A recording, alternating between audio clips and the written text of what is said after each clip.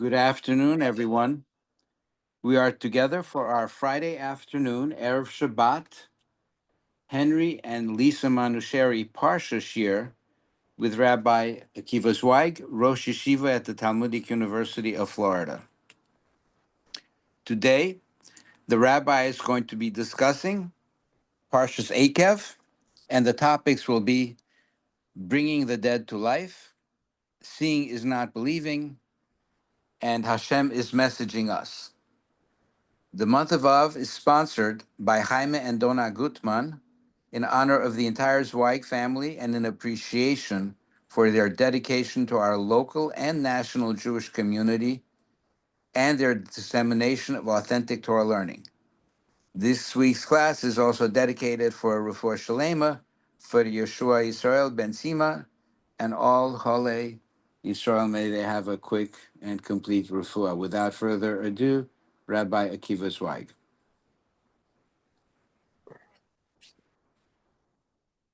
Good afternoon, everyone.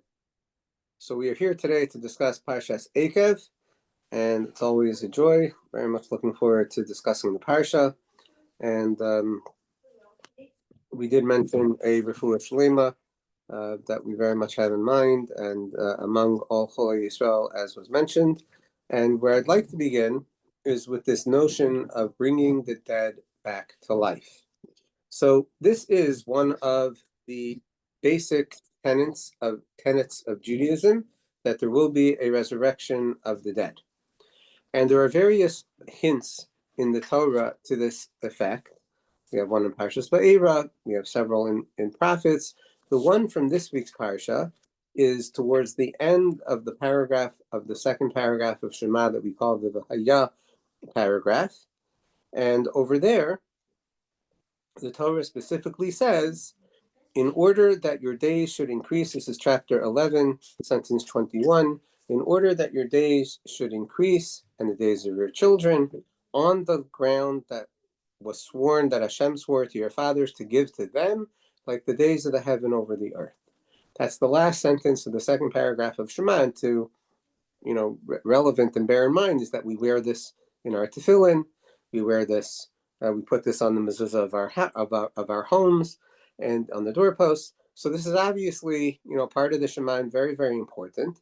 And the indicator is that in order your days should increase is to give to them, to your forefathers. So the rabbis point out that means that it's not that Hashem swore to your forefathers to give you the land. Hashem swore to the forefathers to give them the land. And they never inherited the land. And so therefore, necessarily, Avraham, Yitzchak, and Yaakov are coming back. They will inherit Eretz Yisrael. Those individuals that we reference as our forefathers will inherit the land. Now, the reason that I chose to speak about it is not only because it's a reference to this most important principle of Judaism, but the word in order, lema'an. Because the fact that resurrection will happen is very different than the Torah saying, do this in order so that the resurrection will happen. And over here, the Torah is very, very clearly saying that there's a formula in order that your days should increase on the ground that Hashem swore to give to your forefathers, to give to them. And so I'm suggesting that it's not only that the children's days will increase on the land that Hashem swore to give to Avram, Yitzchak, and Yaakov, but that actually part of what this sentence is saying is that your days will increase when you do these things on the ground that Hashem swore to give to them, which will bring about the giving to them, which is the period of the resurrection. Now, let me give you one other comment that Rashi says over here that I think is also relevant, and then we're going to come back after we discuss a few other areas of the Parsha. Rashi also says over here that right before the sentence, so I quoted to you sentence 21, right before that in sentence 19 is that you should teach to your children these words that we're supposed to put on our heart and our soul, these words that are expressed here in the second paragraph of Shema, that you should teach them to your children to speak in them when you're sitting at home, when you're walking on the road, when you lie down and get up, and you should write them on the doorposts of your house in order that your days shall increase. So says Rashi that a person who gives birth to a child, a person who, it's not only, I would say, even a person who gives birth to a child, but Rashi does say a father should speak with a tinok. A tinok is like a baby, very young child, one that's still yonik, one that's still nursing. That the rabbis say that a father, when the tinok is beginning to speak, the father should converse with the child in Lashon HaKodesh, in Hebrew, and teach him Torah. And here's where Rashi makes a very strong point. And if he does not teach his Tinok Torah, if he does not converse with his child, with his baby that's now beginning to speak the words of Torah and Lashon HaKodesh, it's as if he's burying his son, his daughter. It's as if he's burying his child. Not speaking words of Torah, not conversing with him in Lashon HaKodesh, which is the holy tongue. It's as if he's burying his child. Why? Because the Torah says that the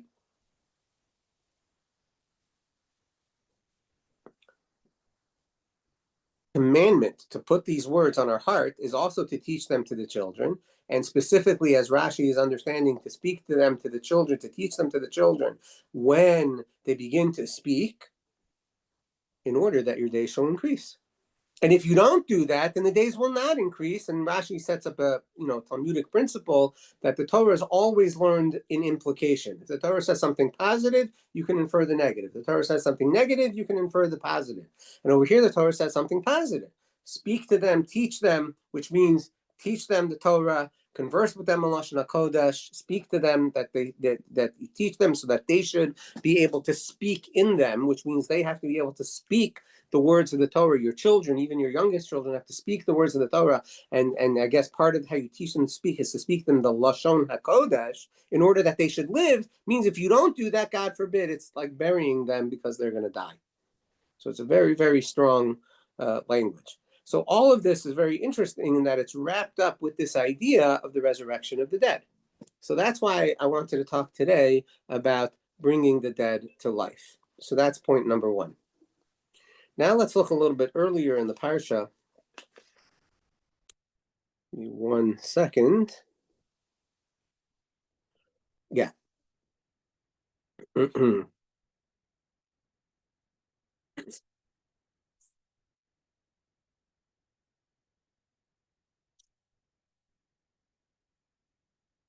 Yeah. This is just prior to the paragraph of the Haya. So now we're looking at chapter 11, which also begins with a commandment to love HaShem. Chapter 11, sentence 1. Love HaShem, keep all of his statutes, etc. And you should know, this is the sentence I really want to focus on, you should know today that it's not with your children that did not know and did not see the teaching of Hashem your God, his greatness, his outstretched arm, his strong hand, all of his miracles, all the deeds that he did to Paro in Egypt and to his whole land, and all that he did to the army of Egypt, to his chariots and to the horses, and he drowned them when they were chasing after you, and he destroyed them, and everything that you did, that he did for you in the desert, and that he did for Dasan and Aviram, the children of Eliav, that the ground opened its mouth and it swallowed them, and their homes and their tents, and everything that happened, because your eyes saw all of this. Es kol ma'aseh Hashem hagadol, all this great, awesome action of Hashem. Now, the Torah seems to be saying that Moshe Rabbeinu, in this 40th year, in his last couple of weeks, giving this message to the Jewish people, that Moshe is saying, I'm specifically talking to you guys, not to your future children, not to the ones who didn't see all of this. I'm talking to you who saw all of this. You therefore need to be strong and keep all of the commandments and live long in the ground that Hashem is giving to your forefathers, etc. Okay, but the problem is we know that everybody between above the age of 20 died over these last 40 years. We know that almost all the people who saw Dasan and Aviram, which happened early on in the first year of the desert, who saw the miracles of Egypt, who saw the splitting of the Red Sea. All of those things were seen by the earlier generation. Now, it's true that there were some people that saw, but seemingly the vast majority of the men, for sure, have already died. So Moshe here is saying, you saw everything that happened, the Dasan and Aviram, the miracles of the splitting of the sea, and all that. And therefore, it's not your children that did not see that I'm admonishing them to keep and to make sure and do all of these, mitzvos because you saw the great hand of HaShem. It's specifically you who saw all of this. How could Moshe Rabbeinu be saying this? Those men, the vast majority of them, mostly died. Why would Moshe be emphasizing a point, even if some of them did see, but so many of them did not see? And even if they were alive and they saw because they were under 20 years old, so many of them over these last 40 years did not see that first year, did not see the miracles of Egypt, and so on and so on and so on. Why would Moshe be emphasizing that point here at this late, so to speak, hour of his time in the desert with the Jewish people? But more than that, if it's true that it's so important to see, so what does Moshe Rabbeinu expect about the next generations who didn't see? It's only those people that saw, even if you want to say a lot of them did see. It's only those people who saw that they should be motivated and inspired to keep all of these commandments and all of these miracles. Only them, and the people who did not see. Okay, listen, we understand they didn't actually see the miracles, therefore secular Judaism makes sense. How can we explain such a thing?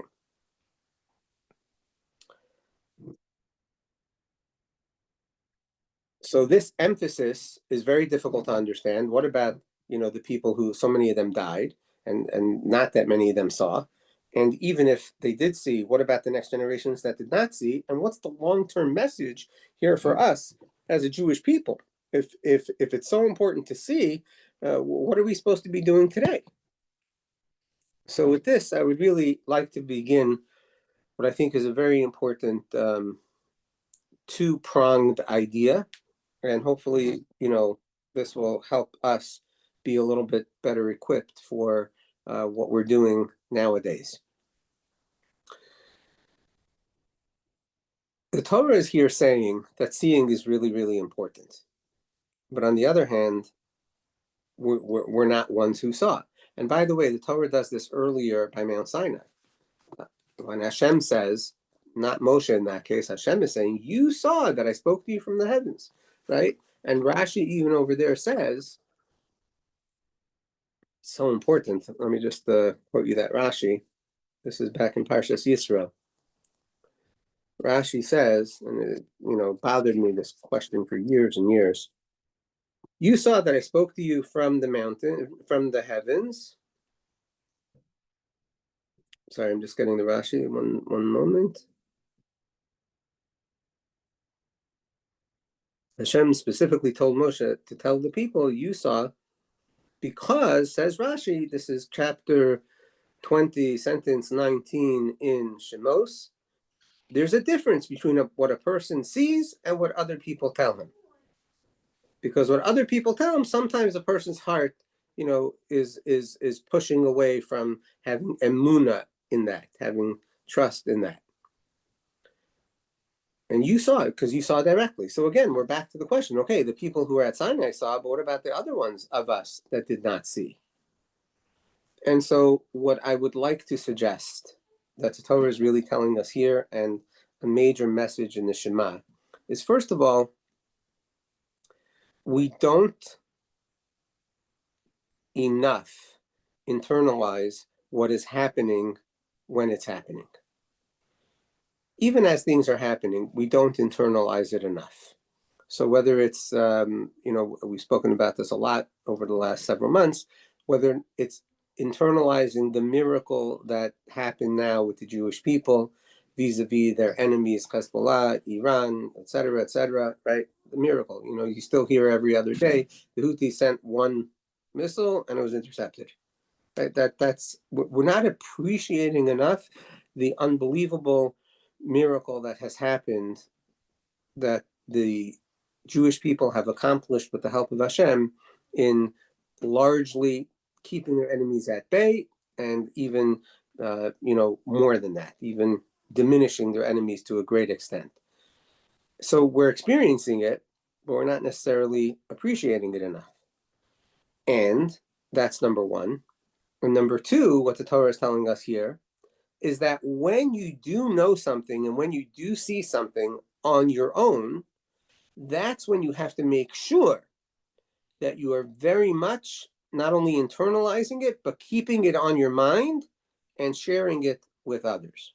So in other words, if the Jewish people who experienced everything from Egypt, right, do not internalize that properly, that is going to have a negative effect on the next generations, undoubtedly.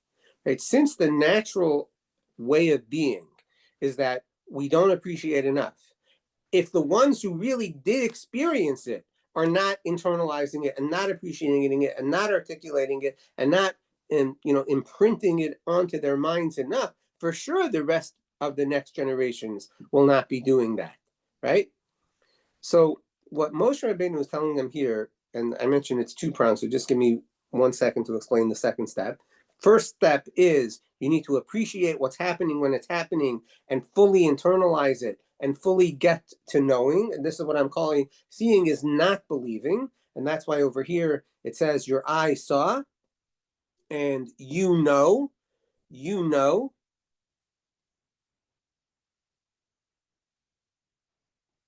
That's sentence 2 over here, chapter 11, sentence 2. And you know today, you know these things, right? It's not about seeing, it's about, and not about believing, but it's about knowing. But in order to do that, you have to keep it very much in mind. That's number one. But number two is you have to know that as a nation, and this is what we've all just experienced in these last 80 years since the Holocaust, there's going to be plenty of people who did not experience.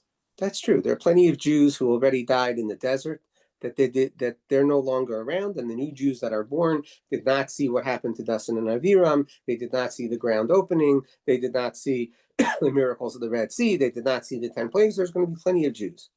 But in the meantime, there's also plenty of Jews who did see. So whatever the percentage difference is, whatever that ratio is, it's more than enough for the nation as a whole to know the truth of what happened. But only if the people that it happened to are fully putting it into their minds and internalizing it and sharing it. That's what the Torah is telling us. So, as we know, in the last 80 years since the Holocaust, we've had so many survivors, so many that have shared, unfortunately, many that have not been able to share, but it gets less and less. But if those people who experienced it share it enough and are willing to confront it enough, and of course, in that case, it's a horrific reality to think about, much harder to share than happy, good miracles, right? But on the other hand, the people in Egypt also experienced the Holocaust that was in Egypt. The bottom line is that it's enough when you have people that experienced it firsthand to make it that the nation as a whole fully knows and fully internalizes it. The key is to have it on your mind and to be talking about it all the time. That's enough. But in order for that to happen, the people who did experience it have to be fully internalizing it and putting it on their mind. Now, it cannot be that those of us that did not experience it at Sinai are allowed to have doubts about whether or not Sinai happened. Just like it's a principle of Judaism to know that there will be a resurrection, there's a principle of Judaism to know that Moshe is a true prophet and the Torah is real. But we weren't at Sinai. Why can't we say, look, I didn't see it firsthand? The answer is because once a nation comes to know a reality and it becomes part of the language of that nation, that's a reality for all time. There was a revolution against England. That's what happened here in the United States of America, and that's what 1776 is all about. Nobody who knows the history of America should ever challenge that happened. That's a matter of knowledge. We can't say, well, we didn't see it, so maybe it wasn't. Maybe it didn't happen. No, because once something enters the national consciousness of a nation as a reality, that's known. But it has to enter the national consciousness of the nation. And to my personal, doubt, I don't know that the Jewish people today have internalized enough the miracle that has happened over these last 2 years. Certainly not all of them are looking at it as a miracle. But more than that, not all of them are even fully appreciating all the implications that it has had and all the implications that it might continue to have. The only way that that can be remedied is for people to fully know that which they experience. And the difference between what you see and what you hear is that what you see should be more of a picture in your brain than what you hear. It should be much more present on your mind. The example I like to give for this is I'm not one of the people that watched the horrors of October 7th. I didn't see the video footage, and I don't want to see it. But anybody who did see it, and all the more so anybody who was there, it's much more in their brain because they saw it. Doesn't mean that I don't believe it the same. I 100% accept that it happened. I know that it happened. But it's not as much on my mind because I didn't see it. So here you have that the people that have seen it didn't have enough on their mind, and therefore were not always necessarily as motivated to do everything that HaShem asked them to do, as we know for a fact, because there were many things that the Jewish people did wrong in the desert and were not seemingly fully internalizing the giving of the Torah, the splitting of the Red Sea, the miracles in Egypt, and everything else that happened. So Moshe Rabbeinu is telling the Jewish people, you need to understand that when it comes to the collective consciousness of you as a nation, if you, the generation that experienced it, is not fully internalizing it, then it's a very problematic situation, and the information could get lost. And for sure, the next generation will not have the right conviction or the right lessons from it. And that's true about the Holocaust. We know that it's true about the Holocaust, right? We know today that we are living the fact that generations of Jews did not fully internalize the Holocaust because they don't believe it when they see it happening now, or they think because they've assimilated that they'll be different. We know that it did not enter the collective consciousness of our nation enough. So what Moshe Rabbeinu is now telling the Jewish people, I'll address this as a question that Rabbi Chil just asked. There's still enough of you guys here in the 40th year that did see the miracles in Egypt, that did see the splitting of the Red Sea, that did see what happened to Dasan and Abiram to make it fully part of the collective consciousness of the nation. There's still enough of you. And you absolutely can internalize it. And you need to know that the land of Israel is all about internalizing the miracles that HaShem does. Because guess what? And this is what the Torah says over here. Israel and Egypt are two very different lands. In Egypt, you have to irrigate the land by hand. And in Israel, the only way you get the rain is from HaShem. Just like in Israel today, the only way you get the water is when Hashem helps the Jewish people develop a technology that will allow them enough water, or the energy, or anything else that the state of Israel has today because of Jewish innovation, which is at the behest and the inspiration of Hashem. That's the way the land of Israel worked. And if you want to know why Iran doesn't have water and is in economic collapse and the Jewish nation is not, it's not because the Jews are smarter. It's because the Jews, with the help of Hashem, are smarter. That's the way it works. And so the Torah in the introduction to the Vahaya is telling you that here, at this late stage of the desert, it's not too late to emblazon on the national consciousness of the Jewish people all the miracles that happened, because enough of you saw, you got to talk about it. You have to share it. You have to approach it as knowing. And you have to remember that seeing is not believing, seeing is knowing. And knowing means I act differently because I know.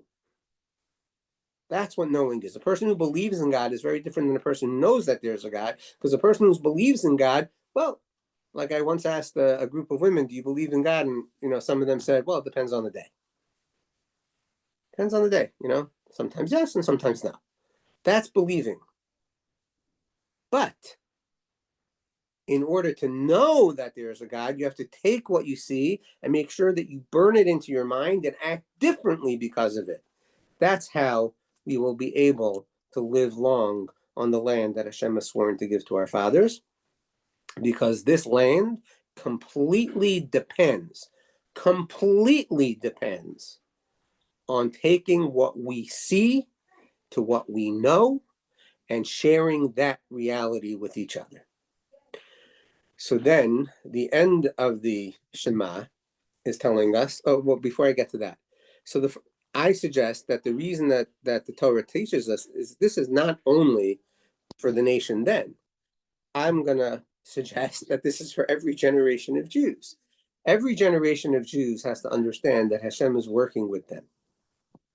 Now, this is especially true, and this is part of what the Purim story tells us.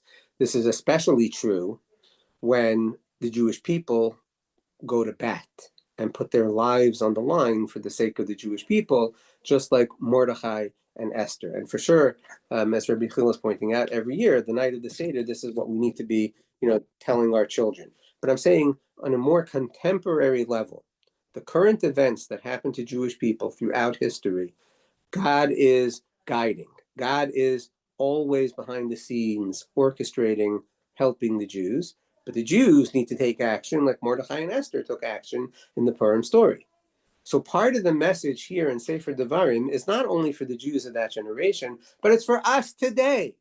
We need to be much more outspoken about the incredible events that we've seen over the last 2 years, and recognize that October 7th was a catalyst, and recognize that there should not have been an October 7th had we been doing our vigilance, not only security-wise, but in working together with Hashem, and in trusting Hashem, and in doing everything that we need to do as a Jewish nation in partnership with Hashem. That's how you avoid an October 7th. It's not only about military willingness and awareness. It's about working with Hashem, because that's what Eretz Yisrael is. Eretz Yisrael is a land that only works in partnership with Hashem.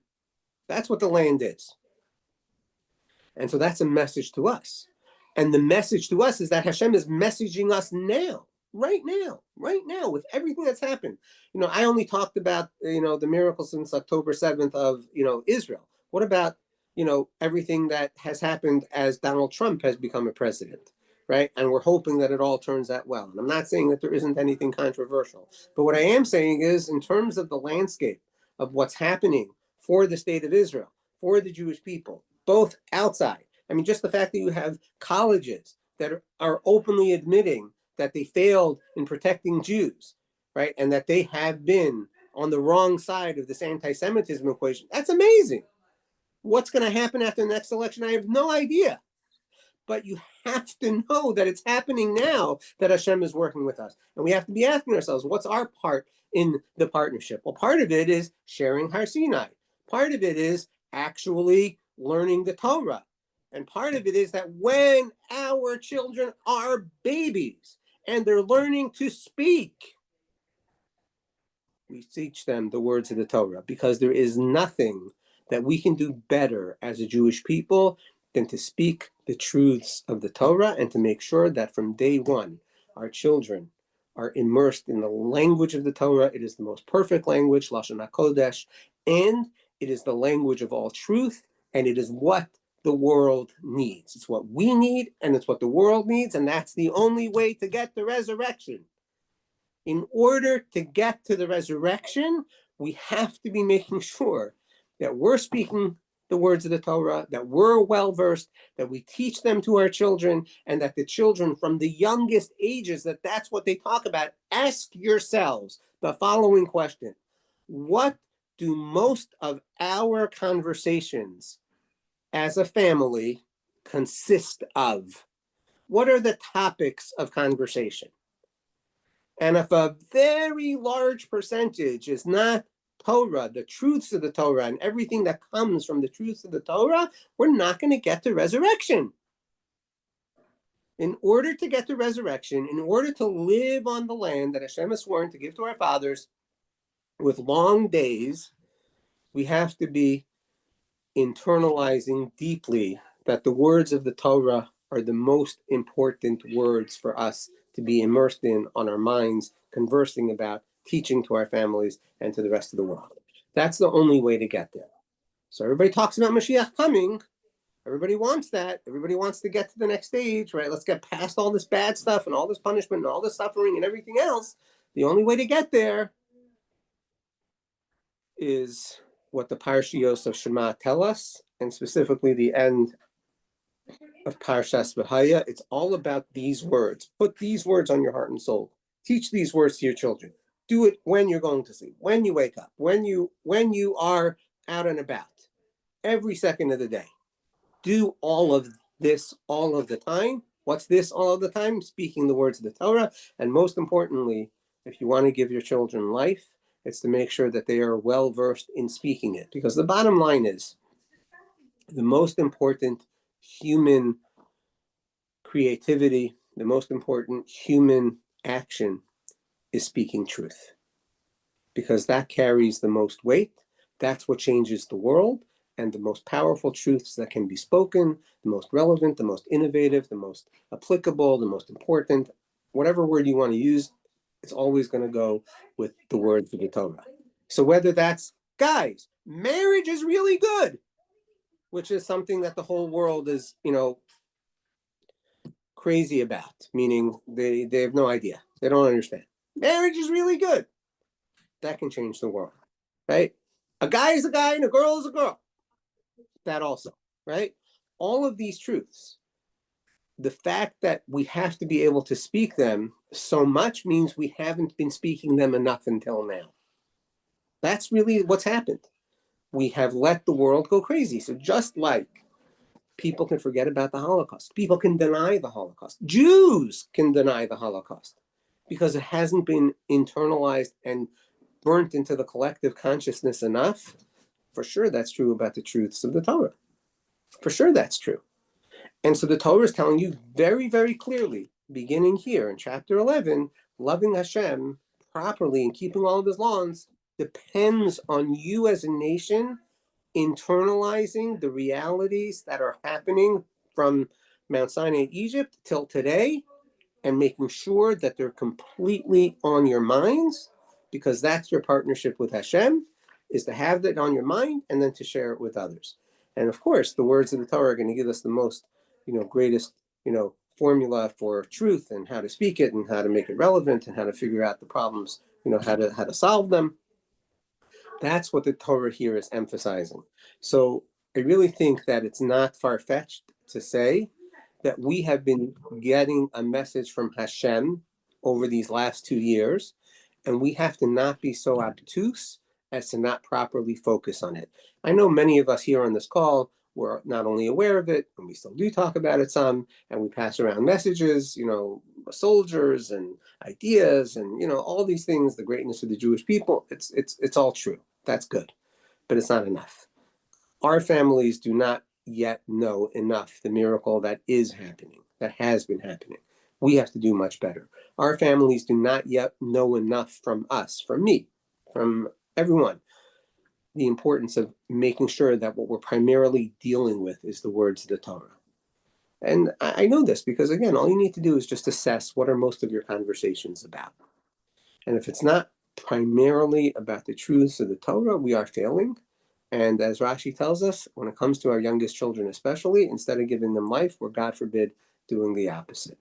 And so for anybody who has a question about, what's happening in their family and what would be the best thing for their family, etc., the answer is always going to be relevant truths from the Torah. And it takes work because not everybody is conditioned to hear the words of the Torah and say, oh yeah, that resonates and that's good. You have to work on what are your, children, what is your family, what do they need to hear, what are you learning that you can share.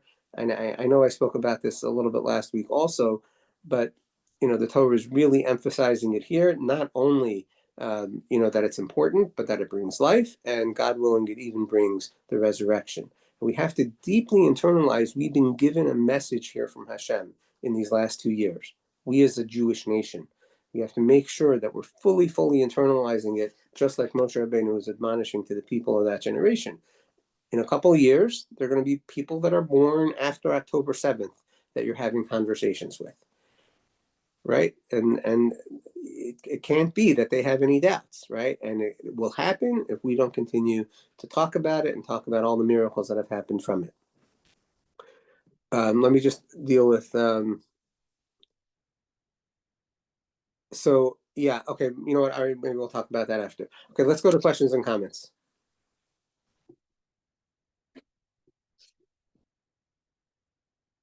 Dr. Horowitz, how about you first?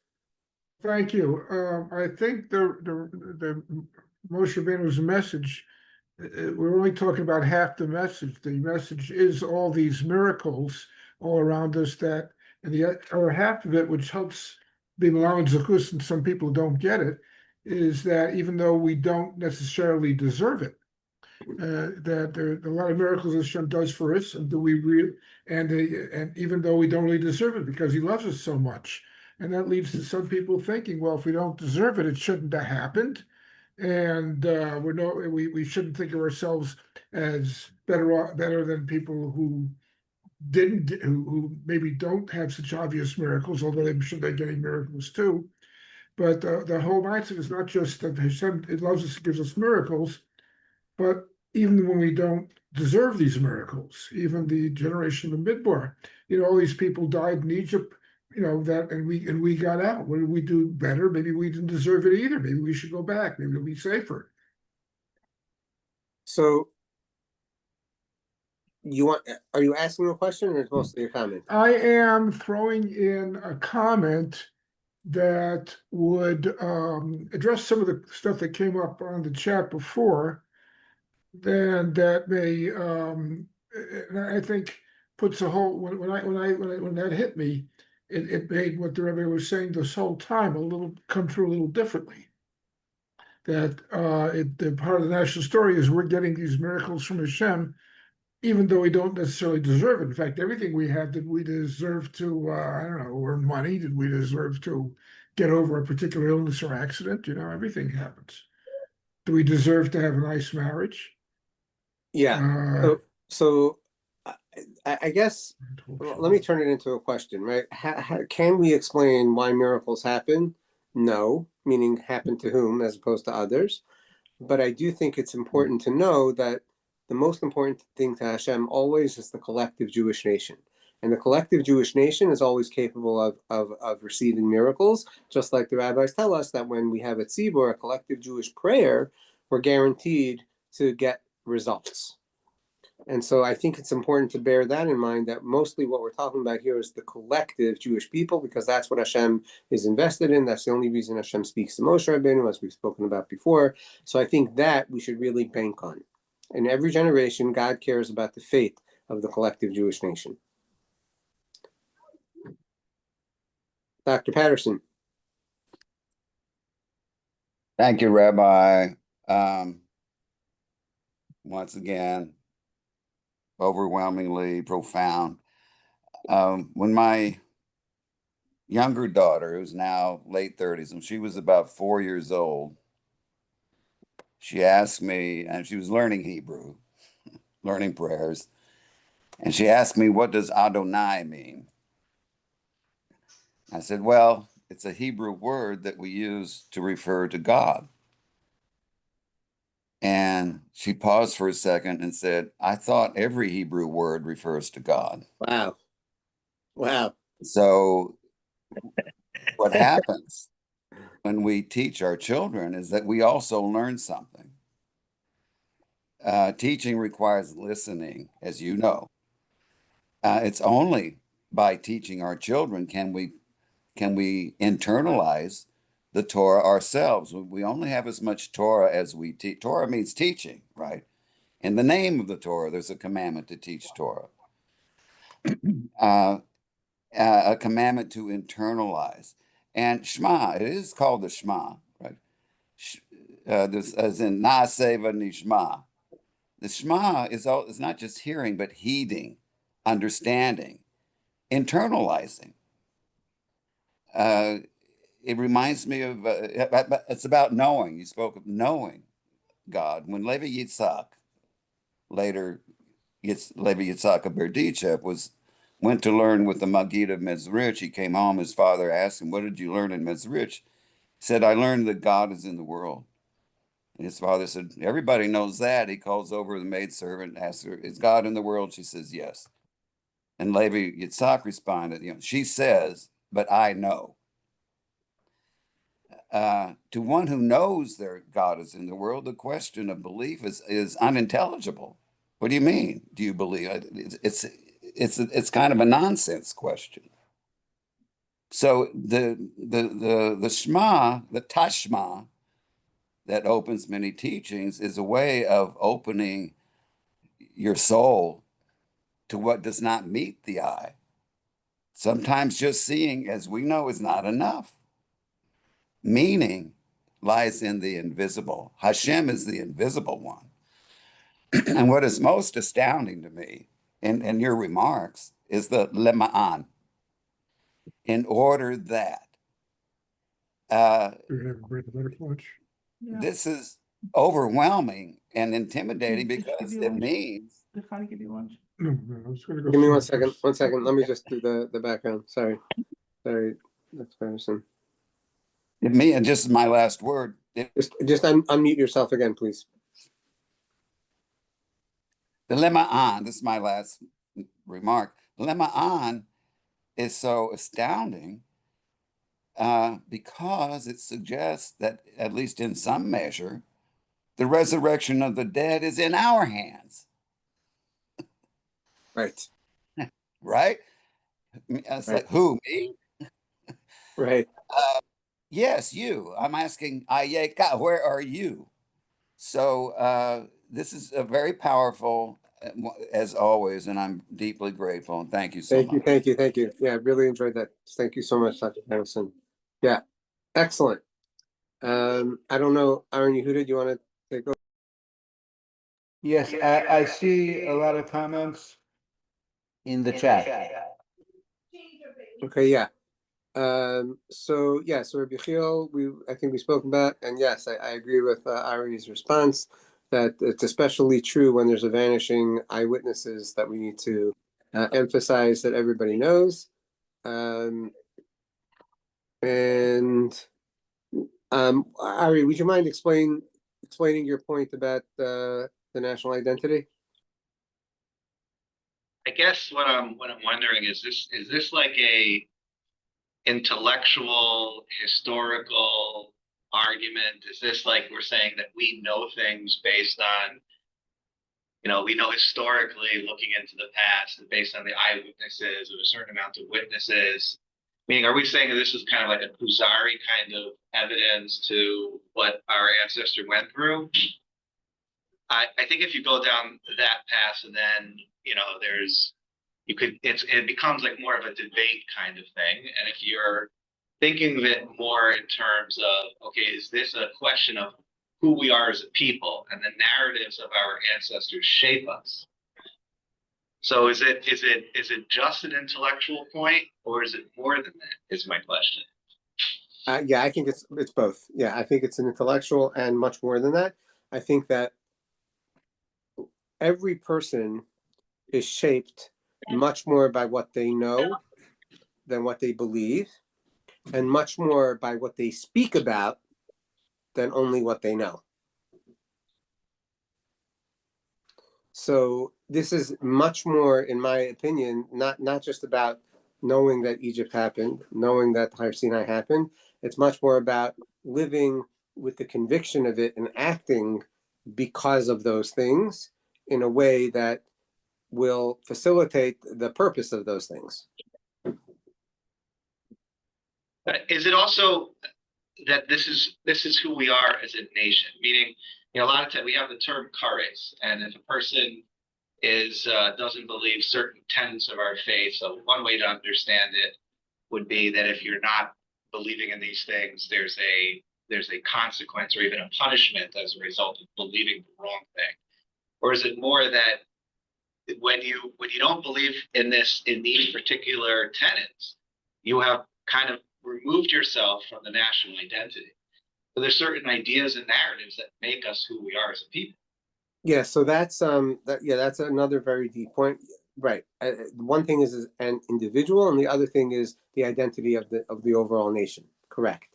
And it is true, in my humble opinion, that the identity of the Jewish people is shaped by those people that are most closely aligned with these tenets, right? So whether it's Mount Sinai, or it's Egypt, or it's the land of Israel and its importance, or even just divine intervention kind of thinking.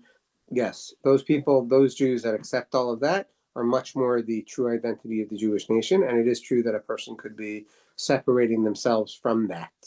That's correct. Just like we tell the wicked son at the Pesach Seder, if you would have been there, you would not have been redeemed.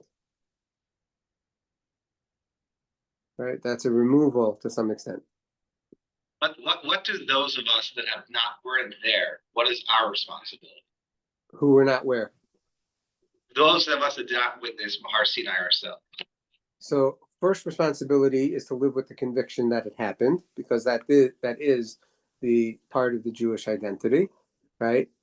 So to live with that conviction and act on it. And the second, of course, is to share it as much as we can. And then the third is the things that today are shaping our Jewish nation, the things that today are part of Hashem's messaging to us, that we are acting and we are internalizing and then acting because of it. So that's why I'm talking about October 7th as an example. Right? Rabbi, Thank you. We have to be changing because of that. Yes. I apologize. Sorry about that. No problem. I wanted to get to Rebutal and Rabbi Chil, but just before that, Joseph, at the beginning of the chat, I'm not sure I got the question. Were you saying the talit is part of our identity, Joseph? You're looking for no, I thought that the talit helps us to connect to the national identity, but not being distracted by our senses, but by our consciousness. So our consciousness gets connected to the national consciousness and the collective. That's very true. It's especially important to daven that way. And yeah, for sure. That's very true. That definitely helps a lot. No question. Yeah. These things are part of the Shema. Also, like Ari's pointing out, tefillin and mezuzah and talit, tzitzis are there at the end. Rebutal, I thank you, Joseph. Rebutal, I don't know if you were first. You want to go ahead?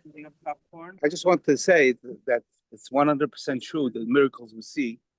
The other side to the coin is that what's so dangerous here is that the person that was about to win the presidency was so close to the other side. Same thing happened in New York City, if you think. We have a person that really wants to do a lot of bad. And I tell people, the same way we see how God makes miracles and he brought in Trump, I didn't want to say a name, same way we see it's the problem what we're having here is who could win, we don't start behaving. I think that's the message of what the fine line here. We had a meeting here, a big meeting, and I explained there's a lot of brother fighting, there's a lot of big people fighting, and God doesn't like that, because that's why we had a Chorban B'Smikdash. That's why we had the Chorban B'Smikdash. And I say, you're right, he shows us so many miracles, but he wants us to wake up to love his Jew. I think that's what's missing here, and he's trying to push again and again the message. Look who won the presidency. Look what's happening in New York City. And we're not getting the message because we don't repent on the part that we have to love each other. That's what I did. Yeah, so all of that is good. I would just even point out that it says Trump or anybody else stays the way that they're staying either. It's not only right, exactly. So that's what God is telling us. He's reminding us. The one thing I want to tell you just is he said about the story with one of the Havs Israel, that he said he would like to have a language that you can't say any foul language. So they said in every language they could say, even Lashon Kodesh, you could say foul language. It says that it's not Lashon Kodesh. It's not a holy language. You would say a foul language. It's other type of a language. Yeah. See you the service. Good Shabbos. Good Shabbos. Thank you. Rabbi Chil? Rabbi Chil, your hand is raised. What's the noise in the background? You got that out? There's no. I'm not getting. I just wanted to make a point that you put you made the lie. I mean, it's obvious, but you highlighting the lie of the concept of streams of Judaism. you know, they're always making this idea there's various streams of Judaism, and you're pointing out that, hello, no, there's not. This is Judaism, and this is not. Yeah, that doesn't mean they're not Jews, but in terms of It might be Jews, but like I call them, they're called Nazi Jews. They're only Jews insofar as the Nazis would have killed them. ah, But it ain't well, Judaism. the ideology is not Judaism. That's It correct. ain't Judaism. I once heard that there's Shivim Panim LaTorah, but B'fachod Tzarich Liot Panim. It needs to be a face. There's 70 faces in the Torah, but it has to be a face. Got it. Awesome. Okay, everyone. Thank you.